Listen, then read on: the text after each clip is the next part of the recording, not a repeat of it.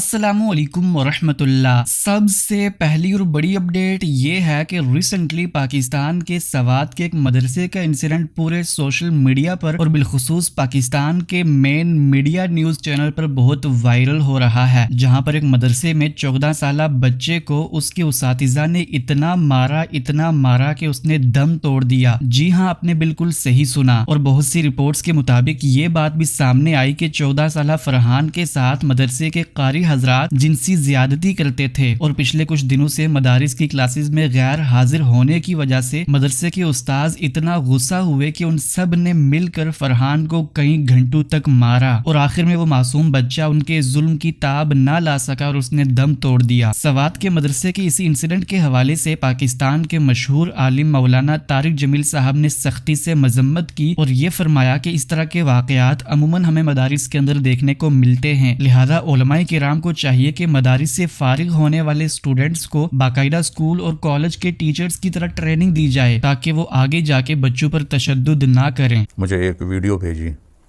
جس میں ایک قاری نے بچے کو اتنا مارا کہ وہ انتقال کر گیا، بلکہ شہید ہو گیا۔ تو بہت صدمہ ہوا، بہت دکھ ہوا۔ اس کی کمر کی فوٹو تھی، اس معصوم بچے کی میت کی فوٹو تھی، اور اس نامراد قاری کی فوٹو تھی۔ نہ یہ دین کا طریقہ ہے، نہ یہ اسلام ہے، نہ یہ اسلام کی خدمت ہے، نہ ہی میرے نبی نے یہ بتایا ہے۔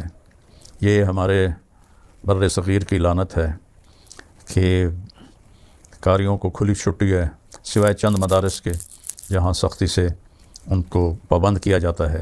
اور یہی حال میں نے مدارس میں دیکھا ہے کہ اتنا مارتے ہیں، بچوں کی چیخیں ہوتی ہیں، اور وہ ایسے ظالم ہوتے ہیں کہ ان کے کان پہ جو نہیں رینگتی، کوئی دل پہ اثر نہیں ہوتا۔ ایک معصوم بچہ دھاڑ دھاڑ رو رہا ہے اور اس پہ سوٹیاں برسا رہے ہیں۔ برائے مہربانی میں ان قاریوں کو بھی مجرم سمجھتا ہوں جو اس طرح بچوں کو ذبح کر رہے ہیں، اور اس مدرسے کے محتمم کو بھی مجرم، اس سے بڑا مجرم سمجھتا ہوں جو اس کی نگرانی نہیں کر رہے۔ سوات کے اسی انسیڈنٹ پر گفتگو فرماتے ہوئے ایون پوڈ کاسٹ کے امان اللہ طارق صاحب بہت جذباتی ہو گئے، اور انہوں نے بہت بہادری کے ساتھ باقاعدہ مفتی منیب الرحمان صاحب اور مفتی تقی عثمانی صاحب کا نام لیتے ہوئے یہ مطالبہ کیا کہ ان علماء کرام کو چاہیے کہ وہ آگے بڑھ کر مدارس کے اس ایشو کو سالو کریں۔ لیکن امان اللہ طارق صاحب نے بہت دکھ کے ساتھ یہ شکایت کی کہ ان علماء کرام کا آگے بڑھ کے اس طرح کے مسائل کو حل کرنا تو دور، یہ علماء کرام تو خود اس طرح کے انسیڈنٹ کے سامنے ڈھال بن کے کھڑے ہو جاتے ہیں۔ اگر یہ علماء کرام مدارس کے اس طرح کے انسیڈنٹس کا بھی حل نہیں نکال سکتے تو ان کو چاہیے کہ یہ خود کو ویٹیکن سٹی میں بند کر دیں اور وہیں سے نکاح و طلاق کے فتوے جاری کیا کریں۔ 14 سالہ فرحان جو ہیں وہ شہید ہو چکے ہیں، قتل ہو چکے ہیں اپنے مدرسے کے استاد کے ہاتھوں، جنہوں نے ان کی دین نشو و نما، تعلیم، تربیت کا ٹھیکہ لیا ہوا تھا، کہ انچارج تھے، انہی کے ہاتھوں وہ مبینہ طور پر بتایا جا رہا ہے اپنے اساتذہ کے ہاتھوں وہ جنسی زبردستی کا بھی شکار بنے اور انیویٹبلی قتل ہو گئے۔ یہاں پہ میں ضمن ذکر کرنا چاہوں گا دو بڑے برج جو ہیں، مفتی تقی عثمانی صاحب اور جناب مفتی منیب الرحمان صاحب۔ آپ بیسکلی برج ہیں حنفی مذہب کے، سنی دنیا کے، انڈو پاک کے اندر جنرلی دیکھا جائے تو آپ نے جنہوں نے فرنٹ سے لیڈ کرنا تھا ان مسائل کو، آپ تو پیچھے بھی نظر نہیں آتے، بلکہ آپ آگے ڈھال بن کے کھڑے ہو جاتے ہیں ان لوگوں کے۔ آج کے دن میں جہاں ہم کھڑے ہیں، کیا مفتی تقی عثمانی صاحب کٹہرے میں کھڑے ہو سکتے ہیں؟ کیا وہ دیوبندی مدارس کو پروٹیکٹ کے ڈیفینڈ کر سکتے ہیں؟ کیا وہ فیس کر سکتے ہیں اپنی عوام کو کہ میں نے تمہیں نہ تمہارے بچوں کو میں مار پیٹ سے بچا پایا، نہ تمہارے میں بچوں کو میں جنسی ابیوز سے بچا پایا، اور نہ ہی تمہارے پاورٹی سرکل کے اندر ہونے کے باوجود تمہارے حقوق کو میں سیکیور کروا پایا؟ علماء پھر کرنے کیا ہے یہاں پہ؟ شریعت کونسل پہ مت بیٹھیں، ہمیں مت بتائیں افطاری کب ہوتی ہے، سحری کب ہوتی ہے، ہمیں مت بتائیے گا آئندہ سے کہ کب عید ہوتی ہے، عید کا چاند نکلتا ہے، رمضان کا چاند نکلتا ہے، شوال کا کب نکلتا ہے۔ ہم اللہ کے فضل سے سائنس بھی پڑھے ہوئے سارے، ایک بڑے پیمانے کے اوپر انگریزی اور اردو زبان بھی جانتے ہیں اکثر و بیشتر، اور دنیا کو ہم ایکسیس کر سکتے ہیں انٹرنیٹ کے ذریعے۔ اگر آپ صرف ہماری رسومات اور روایات کے مصداق ہیں، اس کے سیکیورر ہیں، اس کے آپ گارنٹور ہیں، کہ آپ نے صرف نکاح، طلاق اور جنازے اور عقیقے پہ آنا ہے، تو پھر آپ کو بند کر دیتے کسی ویٹیکن سٹی کے اندر، پھر آپ کو اٹھا کے کسی مدرسے کے اندر بند کر دیتے، کسی مسجد کے اندر، کہ آپ وہاں بیٹھے ٹاور کے اندر، وہاں سے فتوی دیا کریں، لوگ سن لیں تو سن لیں، نہیں سن لیں نہ سنیں۔ آپ تو کھل کے میدان میں آ کے ان کے محافظ بن جاتے ہیں، ابیوزرز کے، ان ظالمین کے، اور مظلوم جو ہے وہ پڑھے کا پڑھا رہ جاتا ہے۔ آپ کو پتہ ہے کہ 25 کروڑ عوام ہے، بھوکے ننگوں کی عوام ہے، اور 100 لاکھ بچے مدارس میں قتل ہو جائیں تو لاکھ اور کھڑے ہیں باہر، 10 لاکھ اور کھڑے ہیں باہر آپ کی غلامی میں، آپ کی مریدی میں، آپ کی پیری میں داخل ہونے کے لیے۔ تو جو آپ خود بیٹھ کے صنم بن چکے ہیں، بت بن چکے ہیں، اس کے بارے میں بھی سوچیے کہ کہیں آپ ان کی طرح تو نہیں بن گئے کہ جن کے بارے میں فرمایا گیا، یہ سخت بات ہے، بٹ میں مطلب آپ ہمارے لیڈر ہیں سو کالڈ، کہ آپ ان کی طرح نہیں بن گئے کہ جو مسیحی برادری کے اندر قرآن میں تنقید آئی ہے کہ یہ اپنے رہبان کو اور اپنے علماء کو انہوں نے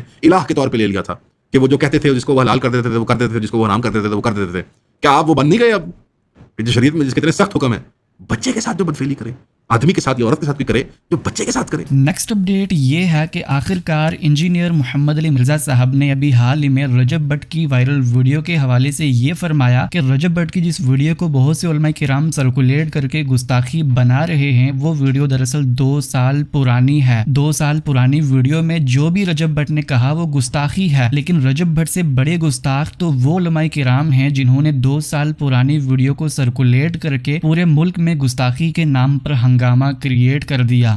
فی الوقت تو یہ رجب بٹ کا معاملہ ہے. جہاں تک وہ پرانی ویڈیو 2 سال اس میں جو کچھ انہوں نے بولا میں اسے گستاخی ہی سمجھتا ہوں.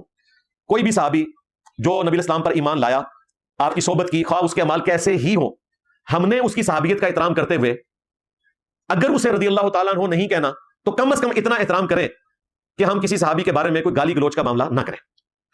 چونکہ رجب بٹ کا تعلق اہل تشیع و مکتب فکر سے ہے تو میں ان کے لیے تو اسپیسیفکلی یہ بات کروں گا کہ آپ لوگوں کو تو یہ بخوبی معلوم ہے کہ صحابہ کرام یا اہل بیت کی تنقیص کرنا, انہیں گالی دینا یا ان پر لعنت بھیجنا, نعوذ باللہ, یہ تو بنو امیہ کی بدعت ہے. آپ بنو امیہ کے مشن کو آگے لے کر کیوں چلنا چاہتے ہیں؟ اس دفعہ کوئی گستاخی رپورٹ نہیں ہوئی تھی تو ان کو گستاخی کا فوبیا ہے, انہوں نے خود گستاخی بنائی کیونکہ ان کے منہ کو لگی ہوئی ہیں یہ گستاخیاں. صرف گستاخی کرنے والوں کے منہ کو نہیں لگی ہوئی ہیں, جو اس کے دفاع پہ چندے بٹورتے ہیں نا ان کے منہ کو بھی گستاخی لگی ہوئی ہے. اس دفعہ نہیں ہوئی تھی تو انہوں نے خود سے بنا لی 2 سال پرانی ویڈیو.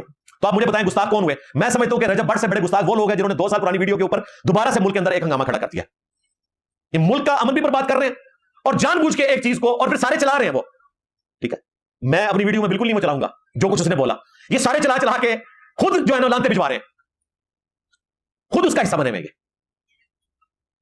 تو اصل ایشو ان کا کچھ اور تھا, وہ جیلسی فیکٹر تھا جو میں سمجھاؤں, اور اس میں ظاہر ہے رجب بٹ کا اس حوالے سے قصور ہے کہ وہ جس طریقے سے اپنے معاملات کو لے کے چل رہا ہے تو اس میں یہ کچھ تو ہونا تھا. اسی حوالے سے ابھی حال ہی میں رجب بٹ کی ایک شارٹ ویڈیو بہت زیادہ وائرل ہو رہی ہے جہاں پر وہ باقاعدہ اپنی 2 سال پرانی ویڈیو میں بیان کی گئی سٹیٹمنٹ کے حوالے سے معافی مانگتے ہیں. السلام علیکم جی, امید ہے آپ سب خیریت سے ہوں گے. میرا نام ہے رجب. آپ سب کو آئیڈیا ہوگا کہ میرا ایک عدد کلپ 5 سیکنڈ کا 2 سال پہلے کا کلپ, محرموں کے ولاگس کا کلپ نکال کے وائرل کیا جا رہا ہے اور میرے مسلمان بہن بھائیوں کا دل دکھانے کی کوشش کی جا رہی ہے. کسی کے عقیدے میں, کسی کے مسلک میں جا کے اس کو نہیں چھیڑنا چاہیے, نہ کسی کی دلداری کرنی چاہیے. ہمارا اپنا ہے, آپ کا اپنا ہے, کسی اور کا اپنا ہوگا.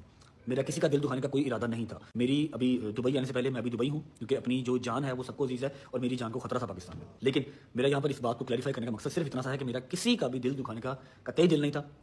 میں پھر کہتا ہوں کہ اگر کسی کی دلداری ہوئی تو میں اس کی معذرت کرتا ہوں. نیکسٹ اپڈیٹ یہ ہے کہ ریسنٹلی مفتی طارق مسعود صاحب کی پاکستان کی مشہور اداکارہ حمیمہ ملک صاحبہ سے بات ہوئی. آپ تمام بھائیوں کو یاد ہوگا کہ حمیمہ ملک نے ایک مووی کے دوران ایکٹنگ کرتے ہوئے اپنے والدین کے حوالے سے یہ بات کی تھی کہ جب کھلا نہیں سکتے تو پیدا کیوں کرتے ہو. حمیمہ ملک کی اسی سٹیٹمنٹ کے حوالے سے مفتی طارق مسعود صاحب نے شدید گرفت فرمائی تھی اور آخرکار فائنلی مفتی طارق مسعود صاحب نے یہ بتایا. ریسنٹلی حمیمہ ملک صاحبہ نے باقاعدہ مفتی صاحب کو کال کر کے اپنے اس جملے سے معذرت کی اور یہ فرمایا کہ وہ اپنی اس بیان کردہ جملے پر شرمندہ ہیں. ایک چیز شیئر کرنی ہے آپ لوگوں کے ساتھ.